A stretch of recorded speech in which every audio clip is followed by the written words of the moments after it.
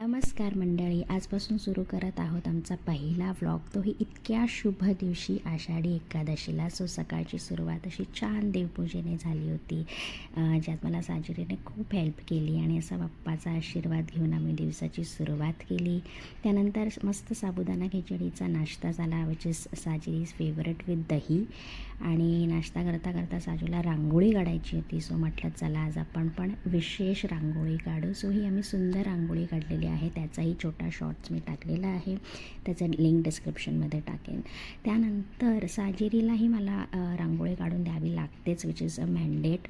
मग तिला अशी छानसं फूल काढून दिलं, तिला तिने कलर वगैरे केला. त्यानंतर थोडीशी भूक लागली होती, सो मी छान असे रताळ्याचे स्वीट पोटॅटोचे फ्राईज केले, एकदम हेल्दी एअर फ्रायरमध्ये. ते एन्जॉय करून मग जरा वामकुक्षी घेऊ म्हटलं, टिपिकल पुणेकर साजिरी आणि मी.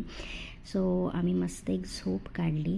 त्यानंतर संध्याकाळी आम्ही मस्त असा एक कॉफीचा कप एन्जॉय केला मी, कारण माझा चहा पार्टनर माझा नवरा ऑफिसच्या आउटिंगला गेला होता, सो तो नव्हता. सो मी कॉफी घेतली आज. त्यानंतर संध्याकाळी देवपूजेची तयारी सुंदरशी अशी केली आणि मस्त प्रसन्न मन करून स्वयंपाकाची सुरुवात केली. स्वयंपाक करता करता मी हे नोटीस केलं की आमचा एक छोटा कॉन्टेंट क्रिएटर एक सुंदर कॉन्टेंट क्रिएट करत होता. तिचा बाबाला तिला स्ट्रॉबेरीज घेऊन महाबळेश्वरवरनं, आणि हे तिचं रिॲक्शन होतं तिचं पहिली स्ट्रॉबेरी टेस्ट केल्यानंतर, which was very cute.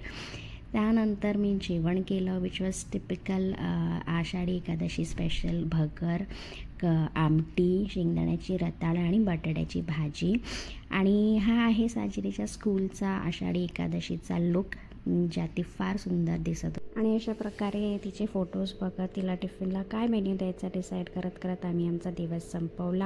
So जर तुम्हाला हा व्लॉग आवडला असेल तर नक्की आमच्या चॅनलला लाईक करा, कमेंट करा, सबस्क्राईब करा.